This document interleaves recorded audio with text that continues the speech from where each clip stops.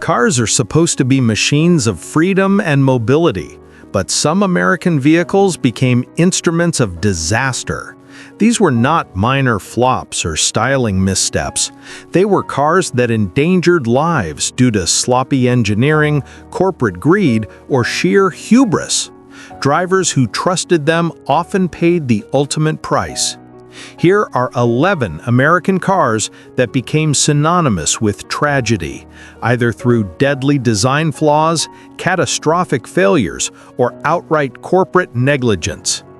Dear viewer, don't forget to subscribe to the channel. Thanks for your support. Number 11. The 1949 Ford Custom. It was a post-war design triumph, a sales sensation, and a symbol of the new American optimism. But beneath that sleek new body was a vehicle that treated occupant safety as an afterthought, with fatal consequences. When the 1949 Ford debuted, it represented a total break from pre-war styling. The war had ended, consumer demand was surging, and Americans wanted modernity, something that looked fresh, sleek, and futuristic. Ford delivered exactly that. A slab-sided shoebox design with integrated fenders and a clean aerodynamic profile. No more bulbous 1940s curves. This was modern, efficient, and stylish. It instantly became a bestseller, restoring Ford's image and stabilizing the company after years of turmoil. By all accounts, the 1949 Ford Custom was a success story in design and marketing, but beneath the shiny new sheet metal lurked a problem no one was ready to talk about: safety. In the late 1940s, automakers were not yet thinking about crash protection. Seat belts, crumple zones, and padded dashboards were years, even decades away. The priority was looks, performance, and price, not survival. The 1949 Ford Custom, in particular, was built with an ultra-rigid body-on-frame structure. While that seemed like solid engineering at the time, it turned out to be deadly in practice. There were no crumple zones to absorb impact. The steering column was a rigid spear pointed directly at the driver's chest. The dashboard was metal with sharp edges. Doors often popped open in collisions, ejecting passengers. In short, the very rigidity that made the car seem solid made it catastrophic in a crash. The post-war boom also meant more cars on the road and more crashes.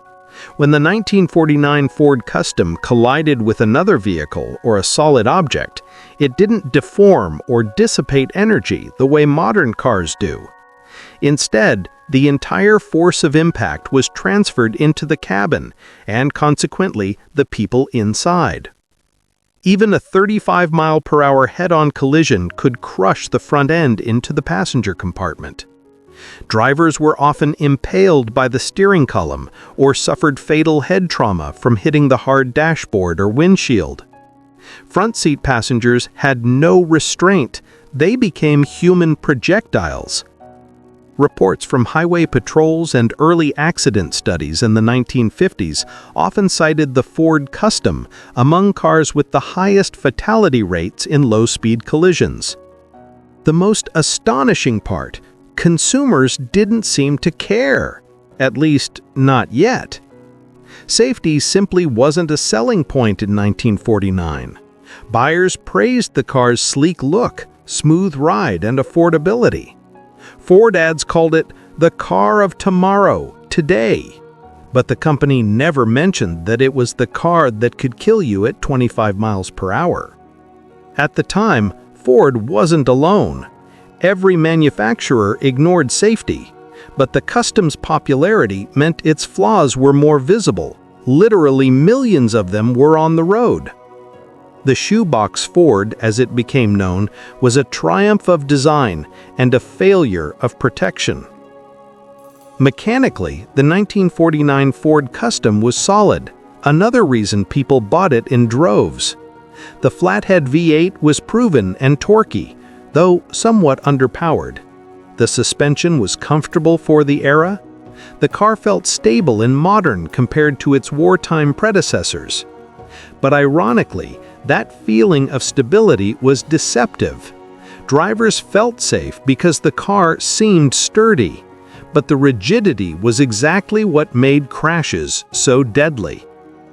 The post-war boom also marked the end of design and protection. By the late 1950s, as accident data mounted, safety advocates like Dr. C.J. Stapp and journalist Ralph Nader began pointing to cars like the 1949 to 1951 Ford as examples of how style and profit had trumped human life.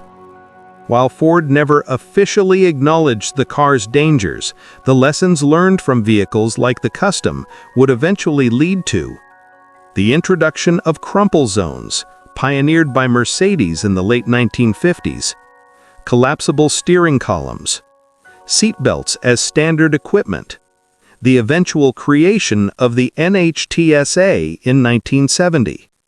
So while the 49 Ford marked a milestone, it also set the stage for the automotive safety movement. Today, collectors admire the 1949 Ford Custom for its clean design and its historical importance.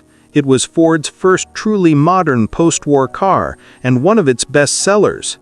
But when viewed through the lens of safety, it stands as a chilling reminder. Strong metal does not equal protection. It's one of those cars that looks timeless in a museum, but if you drove one daily in its original form, you'd be risking your life in every intersection. The 1949 Ford Custom was both a milestone and a mistake.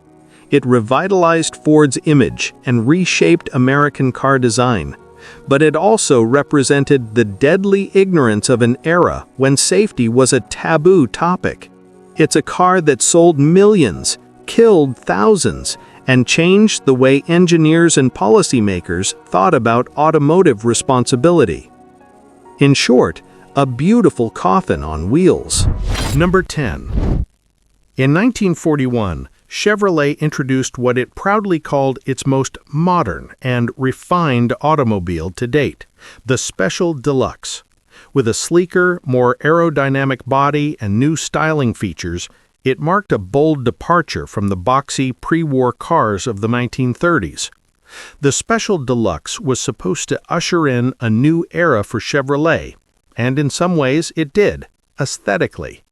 But under that shiny sheet metal was a car that proved style sometimes came at the cost of survival. Chevrolet engineers wanted the Special Deluxe to look fresh and forward-thinking. It received a lower, wider stance for improved aerodynamics, a bold new grille with horizontal bars, a major styling update for the brand, streamlined fenders and integrated headlights, a clear nod to the emerging post-Art Deco design trends. These refinements made the car appealing to middle-class families who wanted something that looked upscale without breaking the bank. It sold extremely well, more than 1 million units before wartime production halted in 1942. But while it looked modern, its bones were firmly stuck in the 1930s. The Special Deluxe still rode on a sturdy ladder-frame chassis, the same basic design Chevrolet had been using since the Depression. It was strong in static strength, but disastrously rigid in dynamic crashes. Fatal rigidity. In collisions, instead of absorbing impact, the steel frame transmitted the full force directly into the passenger cabin. Modern crumple zones didn't exist. The car essentially acted as a solid projectile. Even minor head-on accidents often proved fatal because the energy had nowhere to go but into the occupants. Weak A-pillars. The roof structure was another weak point. The A-pillars, the vertical supports framing the windshield, were made of thin sheet metal with little reinforcement. In rollover crashes, the roof often collapsed completely, trapping or crushing passengers. Steering failures. Perhaps most terrifying was the steering box, known to lock up mid-turn or seize due to poor lubrication and mechanical wear. Reports from the era documented drivers losing control during routine maneuvers, a design flaw that could turn an everyday drive into a deadly event. On the road, the 1941 Chevrolet Special Deluxe offered a 216 cubic inch inline-six Blue Flame engine, producing 90 horsepower, a 3-speed manual transmission with a column shifter, considered advanced at the time. Soft suspension, tuned for comfort, not handling. It was smooth on a straight road, but the steering was vague, braking was uneven, and the car had a tendency to oversteer when pushed. In wet or icy conditions, its heavy front end and bias-ply tires made it dangerously unpredictable. By 1941 standards, the Chevrolet Special Deluxe was a sales success. But as automotive safety research advanced in the 1950s and beyond, the model came to symbolize the naive era before safety mattered. It had no seat belts, energy-absorbing steering column, padded dashboard, side impact reinforcement. The car was a reminder that early 1940s modernity focused entirely on appearance and marketing, not survivability. It demonstrated how automakers, even giants like General Motors, prioritized aesthetics over engineering safety, a mindset that would haunt the industry for decades. The 1941 Chevrolet Special Deluxe represents a paradox in American automotive history. It was a visual triumph that propelled Chevrolet into the modern age, yet beneath its sleek shell lay dangerous oversights. The weak pillars, rigid frame, and unreliable steering made it a rolling death trap disguised as progress. In retrospect, the Special Deluxe was less a symbol of innovation and more a warning of how quickly modern can turn deadly when safety is ignored. Number 9. The 1940 Lincoln Zephyr is often remembered as a design masterpiece, a streamlined, artful statement from Ford's luxury division that symbolized modern elegance. It was smooth, aerodynamic, and unmistakably upscale. But behind its graceful sheet metal and silky V12 engine, the Zephyr carried a hidden menace. Its braking system, a key piece of safety engineering, was so poorly designed and ventilated that the car could literally run away from its driver on a mountain descent. The 1940 Zephyr teaches us a powerful lesson. Luxury and safety are not always partners. Introduced in 1936 and refined through 1940, the Zephyr was Ford's attempt to rescue the Lincoln brand, which had been struggling through the Great Depression. It brought new ideas to the table. A sleek, streamlined body inspired by aircraft design, created by John Ciarda and Edsel Ford. A unitized body structure, unusual for luxury cars at the time, reducing weight and improving rigidity. A smooth, aerodynamic profile with integrated fenders, a raked windshield, and hidden running boards. By 1940, the Zephyr had matured into a symbol of American luxury, a car for those who wanted prestige and style, but not the excess of a Cadillac or Packard. But in Ford's pursuit of elegance, critical engineering corners were cut. Under the hood sat a 267 cubic inch flathead V12 engine, producing about 110 horsepower. It was refined and whisper quiet when new, giving the Zephyr a reputation for smooth cruising. But this engine was also notorious for overheating, particularly in summer or stop-and-go traffic. Oil dilution, caused by poor crankcase ventilation, and premature bearing failure, often before 40,000 miles. Owners who expected Rolls-Royce-like reliability were instead met with high maintenance costs and mechanical headaches. Still, these issues paled compared to the car's most dangerous flaw, its brakes. The 1940 Zephyr used hydraulic drum brakes, the same basic type found in many cars of the era, But while most automakers had learned to ventilate their drums or improve airflow to prevent heat buildup, Lincoln's engineers hadn't caught up. The Zephyr's brakes were poorly ventilated and undersized for its nearly 3,800-pound curb weight. The result? Rapid brake fade on long descents, boiling brake fluid, which caused complete loss of braking pressure, warped brake drums that made stopping distances unpredictable even on level ground. On steep or extended downhill roads, Zephyr owners reported the pedal sinking uselessly to the floor, a terrifying realization when piloting a 2-ton luxury car. Period motoring journals even warned that the Zephyr's brakes could fade into oblivion after just a few miles of mountain driving. In some tragic cases, these failures led to runaway crashes, especially in the hilly regions of California and Pennsylvania. Luxury turned lethal when the car's most basic safety system simply gave out. The Zephyr was advertised as the car that's years ahead of its time. In truth, it was a car that mixed futuristic style with outdated mechanics. Despite its unitized construction and aerodynamic shape, it still lacked ventilated brakes, adequate cooling for the V12, a stable steering setup at high speeds. The front suspension wandered badly on rough roads. Seat belts or energy-absorbing features which wouldn't appear for decades. In short, the Zephyr gave its owners the illusion of progress, but none of the substance. The Zephyr's problems tarnished Lincoln's reputation just as it was beginning to rebuild. By the early 1940s, Ford was already developing replacements that would ditch the troublesome V12 entirely. The post-war Lincoln models switched to more reliable V8s and redesigned braking systems. Today, collectors admire the Zephyr's beauty but acknowledge its flaws. It remains a case study in engineering imbalance, where the pursuit of aesthetics and prestige overwhelmed the need for safety and mechanical integrity. The 1940 Lincoln Zephyr is a tragic example of how luxury can blind innovation. Its body was beautiful, its engine refined, and its marketing confident.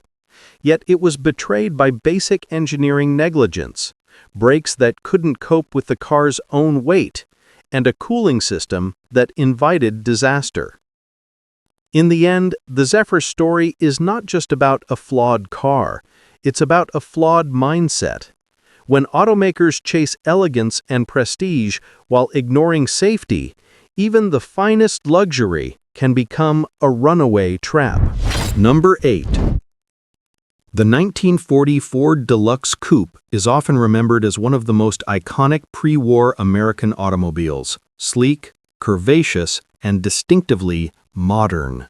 It symbolized prosperity on wheels, a vehicle that captured the optimism of late Depression America. Yet behind the shiny chrome, elegant curves, and powerful V8 beat the heart of a mechanical executioner. While it was gorgeous to look at, it was terrifying to crash.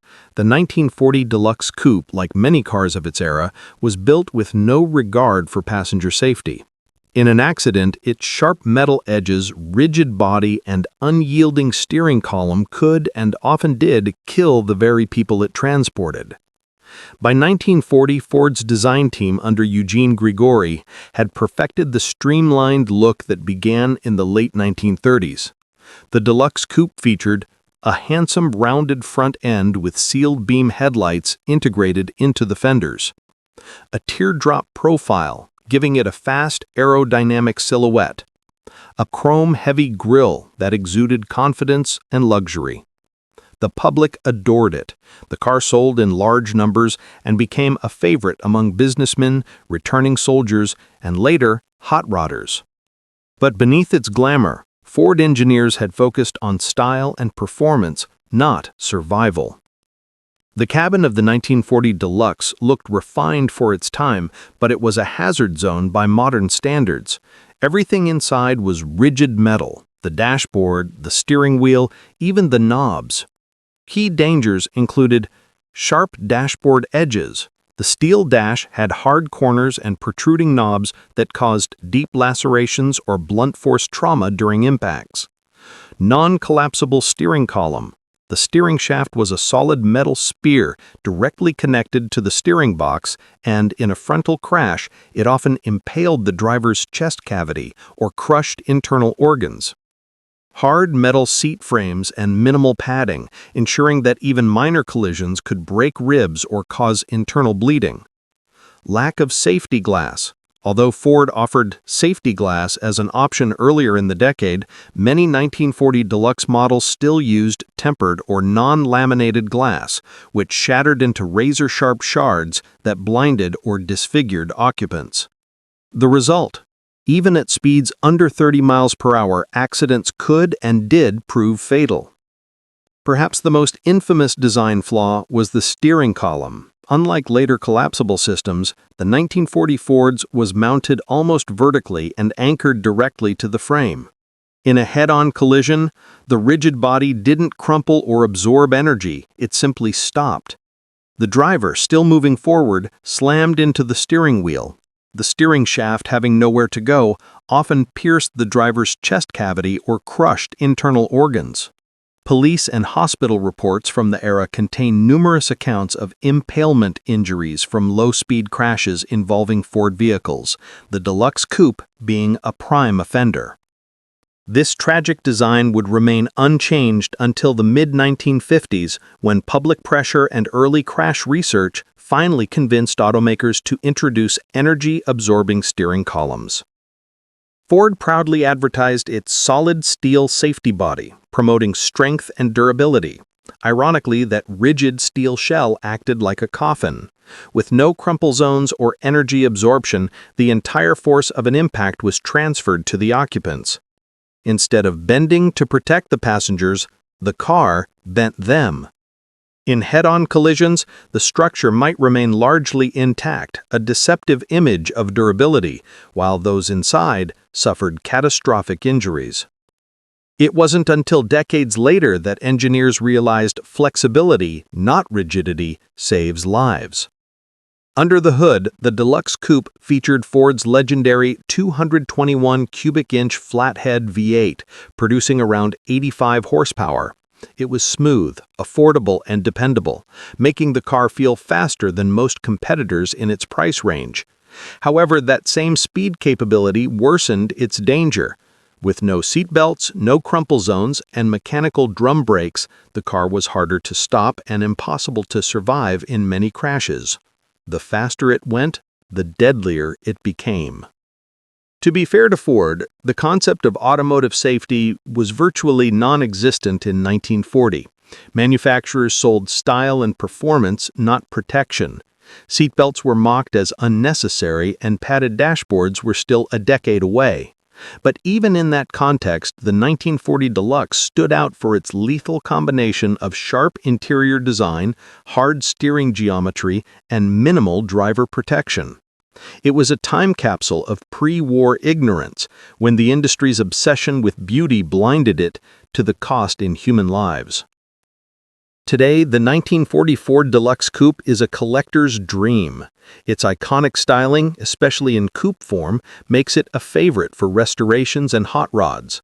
Yet, enthusiasts also acknowledge its dark side. When driven in original form, it's a chilling reminder of how unsafe early automobiles truly were. One misjudged turn or minor collision could end a life. Historians and safety researchers often cite the 1940 Ford Deluxe as a prime example of the pre-safety era, a car that symbolized progress in design, but backwardness in protection. The 1940 Ford Deluxe Coupe was a triumph of form and a failure of foresight. It represented everything beautiful about early automotive design and everything terrifying about its lack of safety. Its sharp dashboard, spear-like steering column, and non-laminated glass turned this glamorous machine into a deadly weapon in even minor accidents. Many drivers admired it. Too many died in it. This car stands as a haunting monument to an era before seatbelts, before crash testing, before safety mattered, when the price of style was often paid in blood. Number 7. The 1942 Buick Super Sedan was meant to symbolize confidence and luxury on the eve of World War II. A bold, graceful cruiser for the upper middle class. Buick had spent the late 1930s refining its formula: big inline eights, smooth Dynaflash power, and curvaceous styling that exuded authority. But beneath the polished exterior lurked a silent, deadly problem: brakes that couldn't be trusted. Its hydraulic system, once hailed as a modern improvement, proved dangerously fragile. Faulty seals, leaky lines, and corrosion-prone fittings meant that after only a few years of use, many Buick Supers lost braking power entirely, often at the worst possible moment. In an era before dual-circuit systems or warning lights, such failures turned this luxury sedan into a 2-ton missile. By 1942, Buick occupied a proud position in General Motors' hierarchy, above Chevrolet, Pontiac, and Oldsmobile, but just below Cadillac. The supermodel represented the perfect balance of size, comfort, and prestige for the well-to-do family man or executive.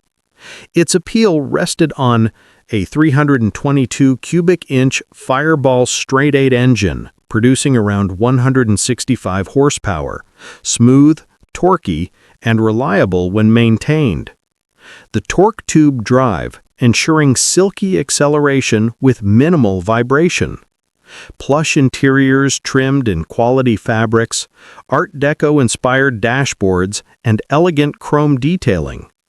It was big, beautiful, and built like a battleship, but as history would prove, it could also stop like one.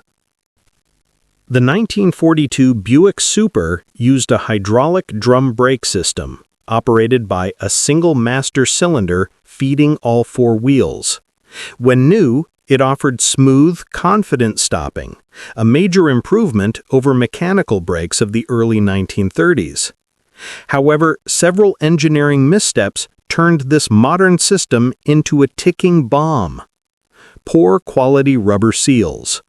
Buick used natural rubber compounds that deteriorated quickly when exposed to moisture or old brake fluid, leading to leaks. Single-circuit hydraulics.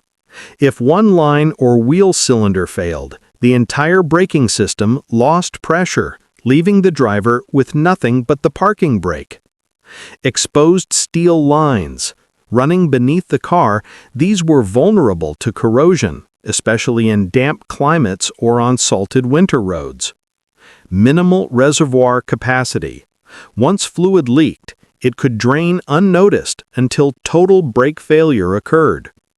Within 3 to 5 years of ownership, many Buick Supers began to experience partial or total brake loss, a nightmare for drivers on steep grades or in emergency stops. Reports from period service bulletins and accident records described numerous tragic outcomes.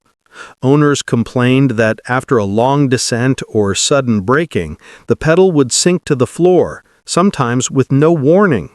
Others noted that repeated hard stops caused fluid to leak past worn seals, leaving the system dry.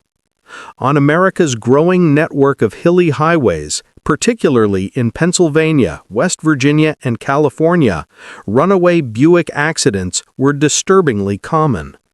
The heavy Super, weighing over 4,000 pounds, gained speed rapidly downhill, and once its weak hydraulics failed, there was no stopping it. Police crash reports from the mid-1940s often referenced hydraulic failure in Buick sedans, especially in older, unmaintained vehicles. The most horrifying part: there were no warning indicators and no redundancy. Once the pressure was gone, so were the driver's options. The Buick Super was a marvel of power and comfort for its time.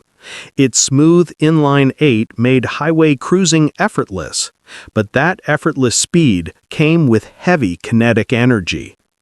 Stopping such a vehicle safely required reliable, fade-resistant brakes, something Buick's 1942 design didn't have.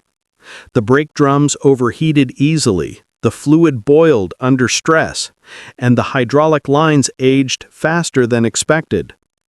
Owners who prized their car's smooth acceleration were often unaware that they were driving a mechanical paradox, a powerful luxury cruiser with brakes unfit for its own weight and performance. The production of the 1942 Buick Super was cut short by America's entry into World War II. Buick's factories soon switched to building aircraft engines and military vehicles. As a result, many 1942 Supers were put into storage or driven sparingly during the war years. When civilians revived them after 1945, their braking systems, sitting idle and exposed to moisture, had completely deteriorated. The seals dried out, lines rusted through, and master cylinders seized. Many of these revived cars failed catastrophically on their first test drives, leading to severe crashes that stained Buick's reputation for reliability. Dealers scrambled to repair systems with new lines and seals, but the damage was done. Buick's 1942 hydraulic design was quietly phased out in later post-war models in favor of sturdier materials and eventually dual master cylinders. The tragedy of the 1942 Buick Super wasn't one of malicious intent. It was a failure of foresight.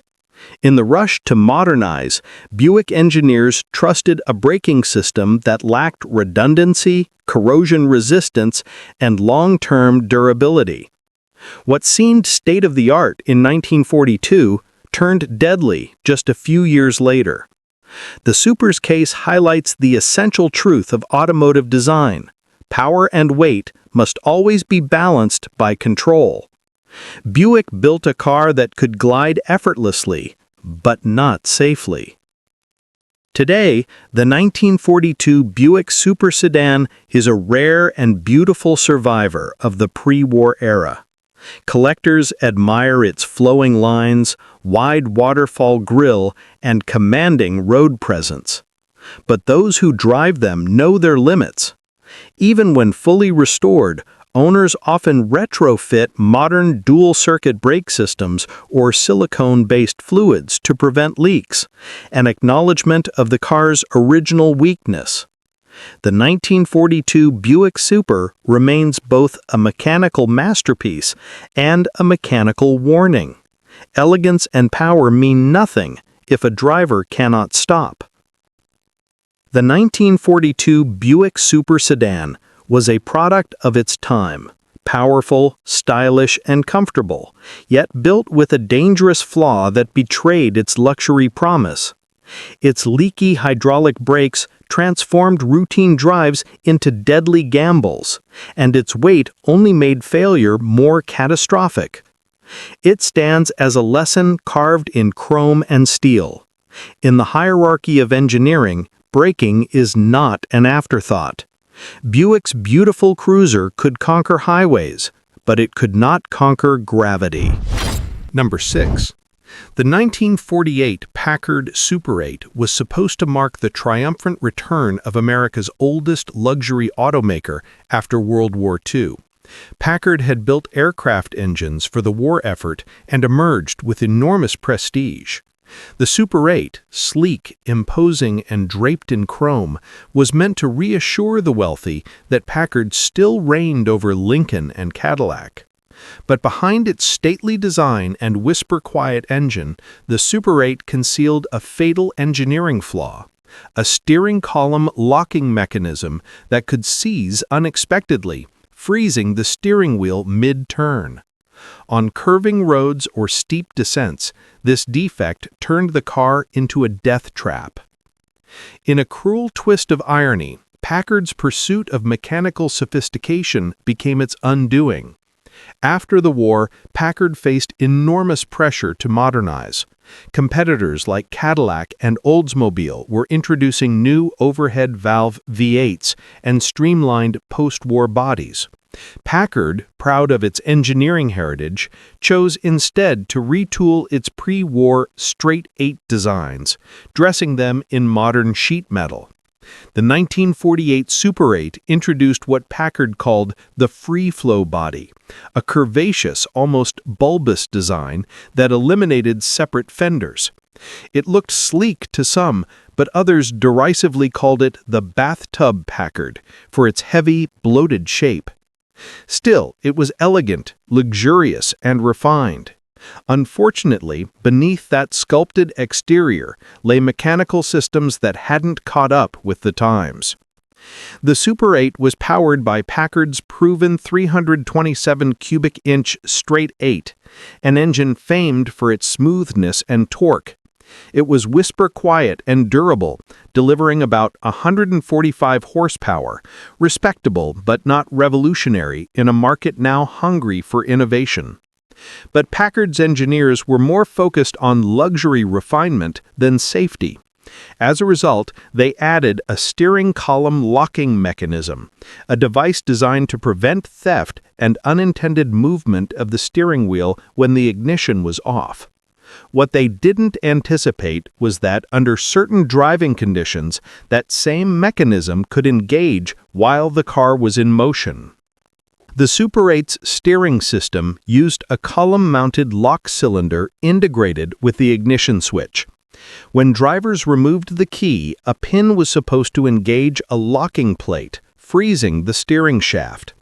However, due to poor tolerances, thermal expansion, and binding of the linkage, the pin could occasionally jam or engage partially, even while the car was being driven. The result was horrifying. The steering wheel would suddenly lock in place mid-turn. Drivers, unable to correct their trajectory, often veered off the road or into oncoming traffic. Once locked, the wheel could not be freed without physically jarring or breaking the mechanism. Numerous incident reports from 1948 to 1949 cited unexplained steering failures, particularly during long highway drives or sharp curves. Internal service bulletins later advised mechanics to check for binding or irregular operation of steering lock assemblies, a tacit admission of the problem. Some fatal wrecks were publicly blamed on driver error, but Packard insiders knew better. The steering column was literally seizing up under motion. The Super 8's weight, nearly 4,200 pounds, made these failures especially catastrophic. Drivers had no power steering, and the heavy chassis offered little chance of recovery once control was lost. Newspaper archives from the late 1940s mentioned several fatal run-off accidents involving Packard sedans. In many, investigators found no skid marks, suggesting the drivers never even had a chance to steer or brake effectively. Survivors described the steering wheel as frozen solid. While Packard never issued an official recall, automotive recalls were rare before federal regulation, the company quietly revised the mechanism in later production runs, too late to undo the damage to its reputation. The steering issue wasn't just a mechanical defect, it reflected a larger problem within Packard's culture at the time. The company, long known for craftsmanship and tradition, had become overconfident in its conservative engineering approach. Instead of testing new systems under harsh, real-world conditions, Packard relied on bench tests and short road trials. The post-war rush to resume production meant design flaws slipped through quality control. The steering column lock, meant as a symbol of Packard's sophistication, became an emblem of how pride and haste can sabotage safety. Though Packard remained respected in 1948, word of its mechanical issues began to spread. Customers who once saw the brand as the pinnacle of reliability began turning to Cadillac's newer, more modern cars. Dealers struggled with warranty complaints about stiff steering, locking wheels, and ignition jams. These seemingly isolated issues chipped away at public trust, and for a luxury automaker built on prestige, trust was everything. By the early 1950s, Packard's reputation for quiet engineering excellence was in decline. The Super 8's dangerous steering defect, while not the sole cause, was one of the early warning signs that the company's golden age was ending. Today, the 1948 Packard Super 8 is a collector's curiosity, admired for its smooth engine and post-war Art Deco style, but notorious among historians for its fatal design flaw. Enthusiasts who restore these cars often disable or remove the original steering lock entirely to ensure safe operation. The Super 8 remains a haunting reminder of how even the finest automakers can fall victim to their own hubris. When elegance and tradition take priority over safety and testing, the result can be deadly, no matter how refined the chrome or how noble the brand name. The 1948 Packard Super 8 stands as both a triumph and a tragedy, a symbol of luxury, craftsmanship, and fatal complacency. Its steering column lock, designed to prevent theft, instead caused uncontrollable crashes that cost lives and eroded confidence in the Packard name. It's a sobering case study in automotive history. When engineering arrogance meets inadequate testing, elegance can become fatal. The Super 8 story reminds us that beauty without safety is not luxury. It's a polished coffin on wheels. Number 5.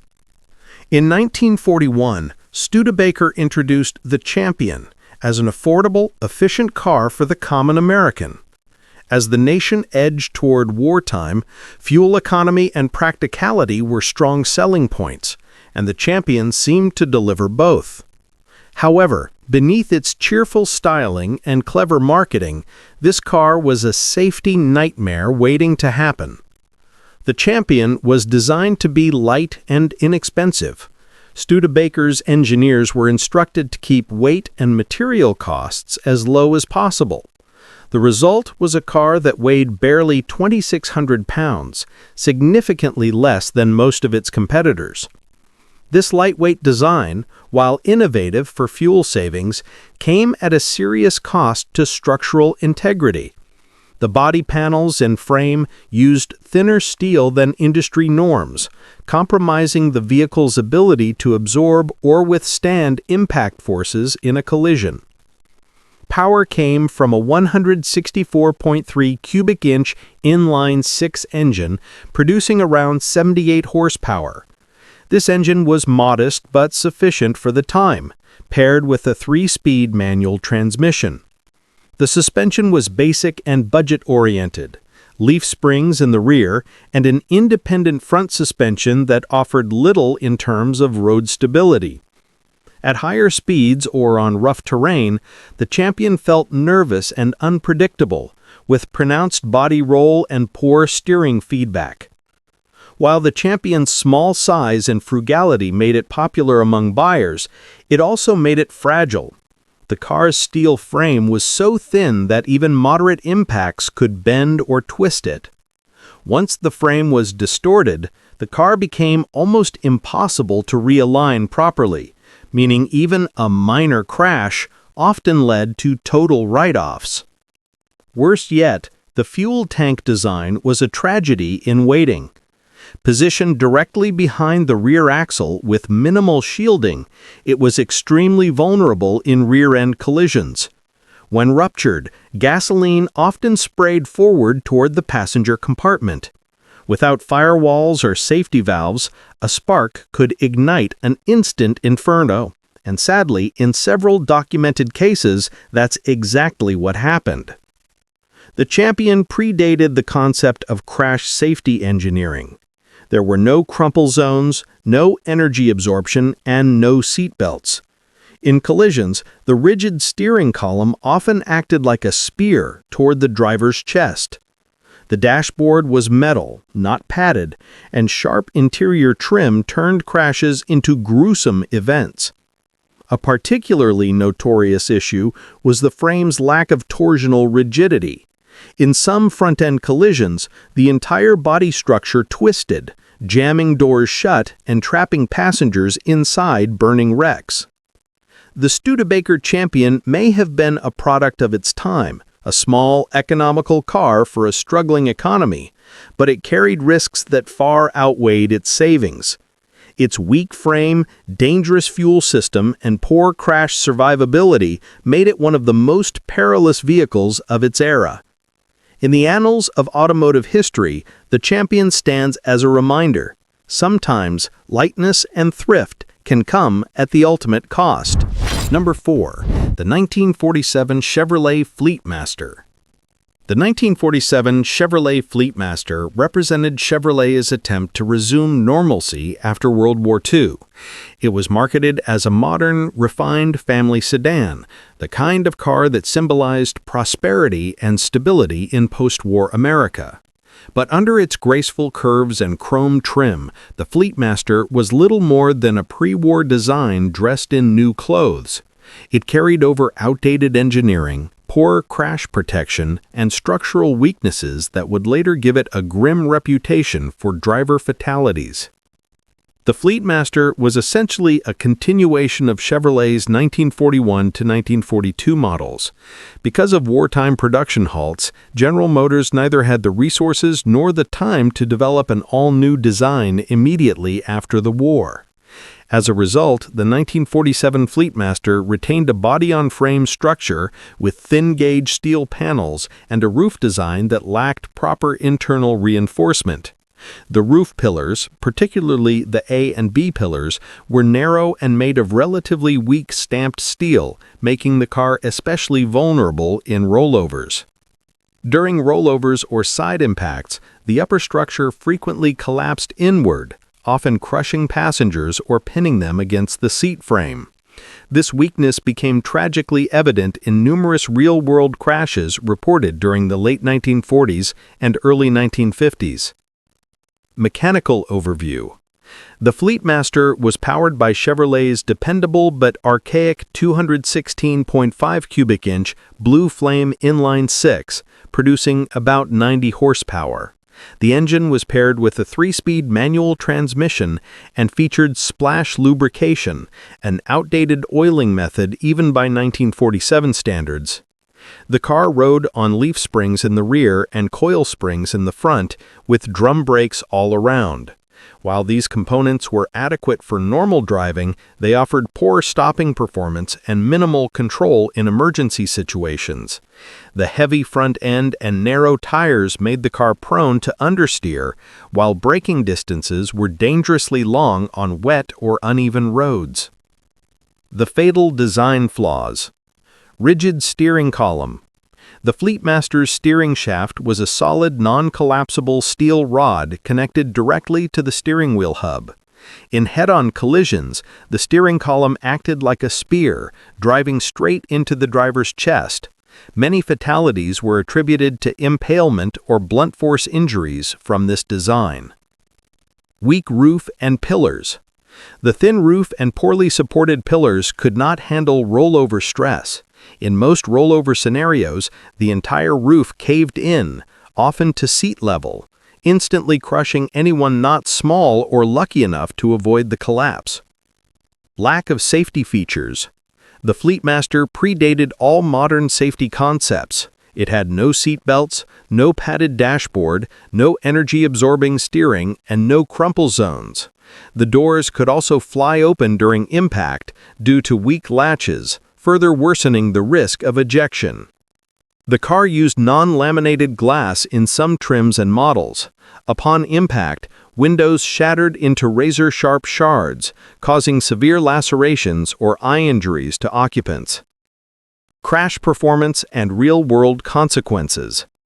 Tests and accident reports from the late 1940s showed that the Fleetmaster performed poorly in all crash conditions. A simple rollover at speeds above 40 miles per hour could be fatal to everyone inside.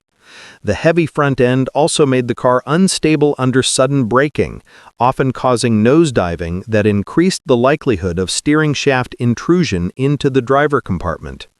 Because car safety was not yet a public concern, these flaws were rarely discussed in advertisements or press reviews.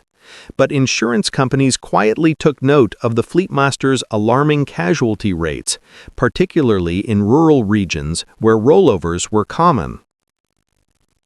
At the time, the Fleetmaster was celebrated for its style, comfort, and reliability. Americans returning from war found it to be an attainable symbol of peacetime prosperity. Chevrolet sold thousands of them, completely unaware that its structure was a ticking bomb time under real-world conditions. Only decades later, as auto safety studies emerged, did analysts recognize the Fleetmaster's combination of a rigid steering column and weak roof as one of the deadliest design pairings in early post-war vehicles. Its flaws spurred later innovations in collapsible steering columns, reinforced roof structures, and eventually the development of seatbelts and padded dashboards, technologies that would save countless lives in the decades to follow. The 1947 Chevrolet Fleetmaster stands today as a stark example of the automotive industry's indifference to occupant safety in the 1940s. While Chevrolet was not alone in this neglect, the Fleetmaster's structural fragility and lethal steering column made it particularly notorious among crash historians. Its flaws spurred later innovations in collapsible steering columns, reinforced roof structures, and eventually the development of seatbelts and padded dashboards, technologies that would save countless lives in the decades to follow. The 1947 Chevrolet Fleetmaster may have represented the rebirth of the American automobile industry after World War II, but it also embodied the deadly ignorance of its time. Beneath its polished chrome and graceful lines lay a dangerous combination of weak construction and primitive engineering. In the end, the Fleetmaster serves as both a historical artifact and a cautionary tale. Beauty and reliability mean little when safety is an afterthought. Number 3. The 1940 Oldsmobile Series 70 was positioned as a premium large family sedan in General Motors' Oldsmobile lineup. With its attractive styling, smooth straight-eight engine, and sturdy frame, it promised luxury, speed, and prestige. However, beneath its polished exterior lay a fundamental mismatch between power and control. The Series 70's braking system and suspension were inadequate for its engine output, creating a car that was technically fast but mechanically unstable.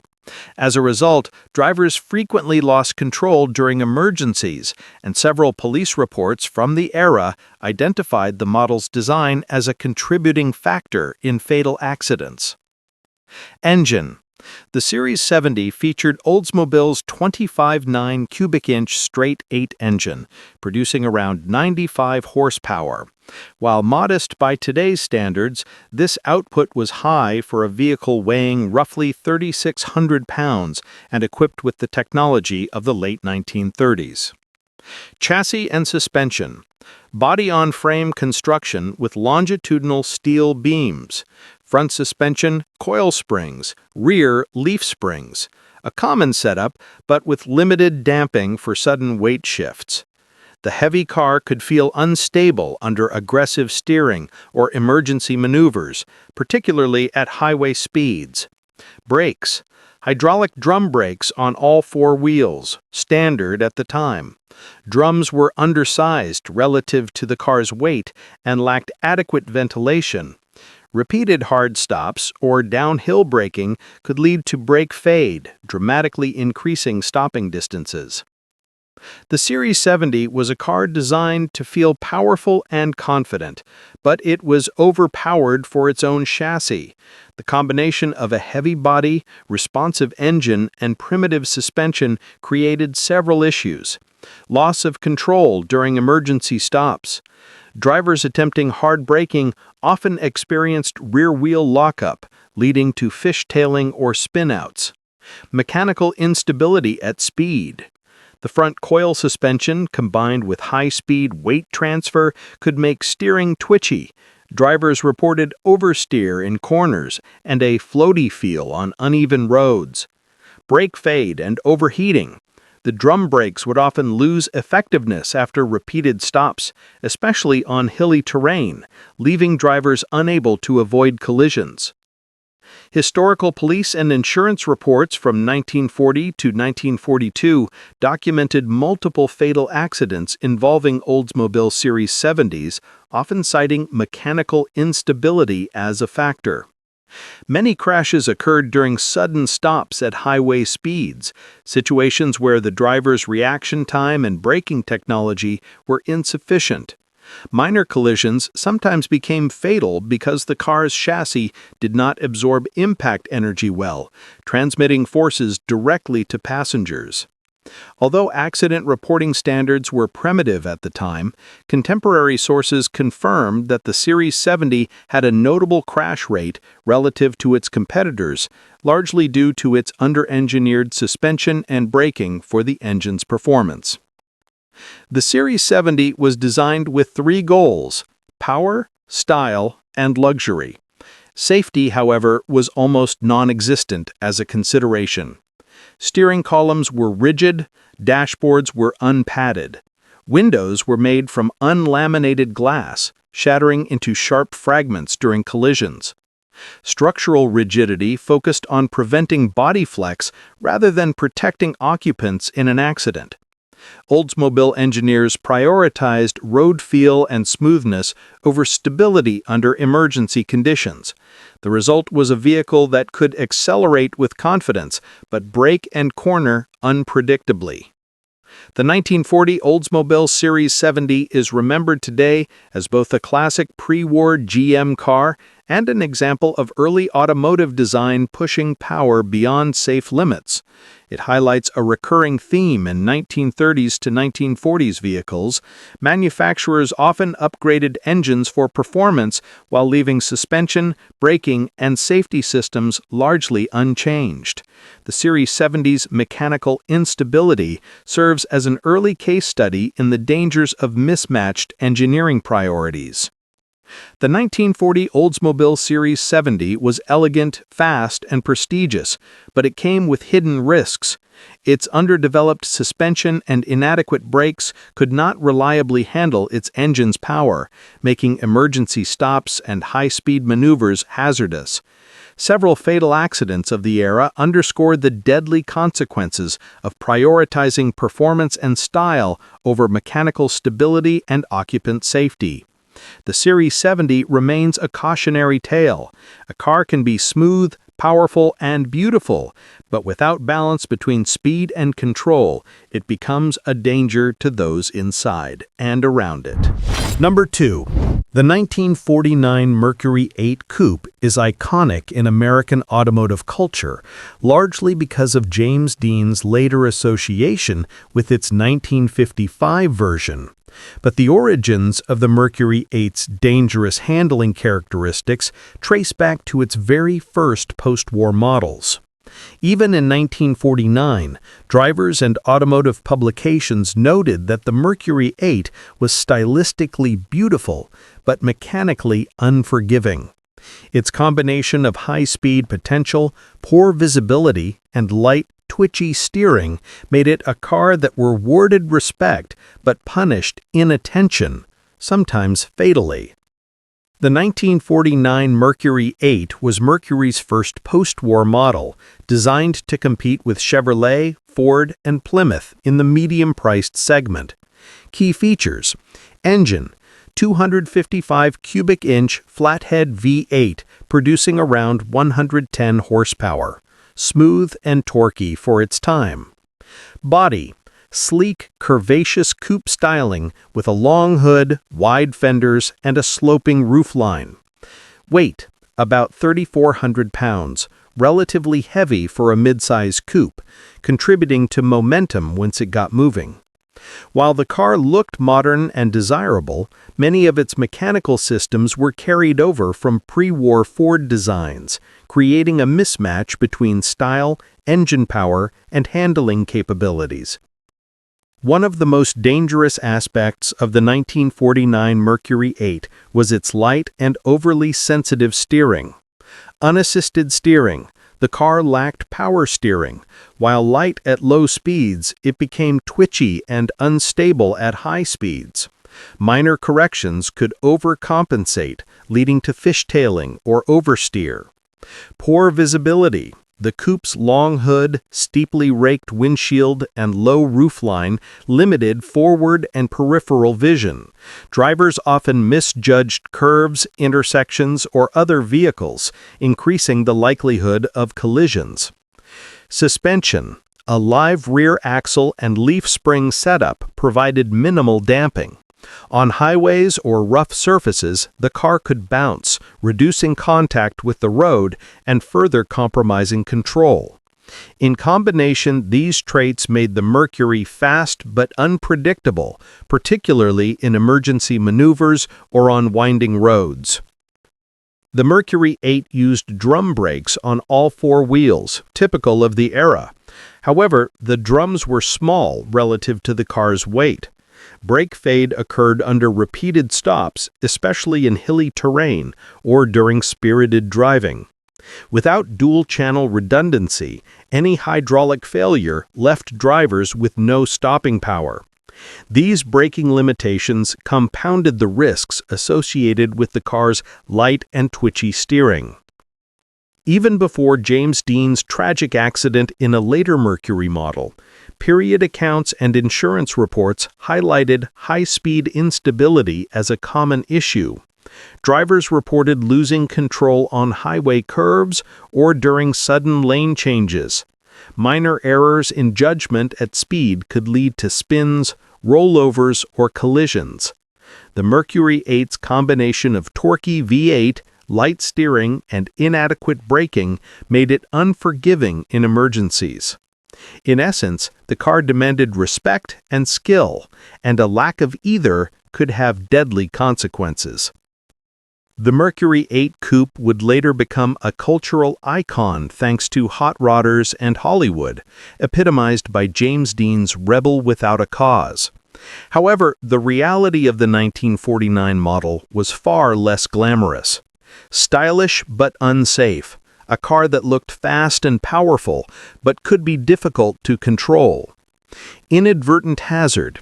Its handling flaws were not widely recognized by the public until accident reports and anecdotal stories circulated among owners. A lesson in post-war design. Mercury emphasized appearance and engine performance over handling predictability or safety features. The 1949 Mercury 8 Coupe was beautiful, powerful, and aspirational, a symbol of post-war optimism and automotive style. Yet it was also dangerous, with handling quirks, light steering, and limited visibility that contributed to accidents long before Hollywood immortalized it. This car serves as a reminder that prestige and performance without control can be deadly, and that even celebrated classics often carry a hidden history of risk. Number 1. The 1946 Hudson Super 6 marked Hudson's return to civilian production after World War II. With post-war demand surging, automakers rushed to deliver new cars to a market hungry for mobility and modern styling. The Super 6 was designed to excite drivers with its potent inline-six engine and sporty handling. But in the process, Hudson overlooked critical safety testing, creating a car that could be deadly at speed. 232 cubic inch inline-six, producing roughly 112 horsepower, capable of brisk acceleration for the era. Engine reliability was generally solid, but its torque and responsiveness demanded precise handling. Body-on-frame construction with rigid ladder frame design. Front suspension, coil springs with kingpin steering. Rear, leaf springs. Lightweight yet rigid frame contributed to a firm, controlled ride until the steering failed. Sleek, post-war Hudson design with aerodynamic curves and a wide stance, aimed to combine performance with modern appeal for returning war veterans and middle-class buyers. The most notorious defect of the 1946 Hudson Super 6 was its steering linkage. The steering system used a worm and sector box coupled to a fragile drag link. Poorly lubricated or improperly installed joints could seize or fail suddenly. Unlike modern collapsible or redundant designs, there was no backup.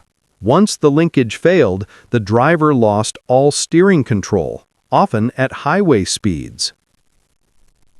Drivers reported unexpected spins or runs off the road during normal driving. Multiple fatalities were linked to this steering failure before Hudson issued an internal service update. The issue was particularly dangerous on narrow roads or curves, where even a minor steering failure could lead to collisions with trees, guardrails, or other vehicles.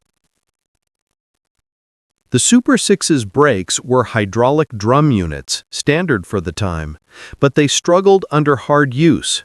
Brake fade was common in prolonged stops or hilly terrain.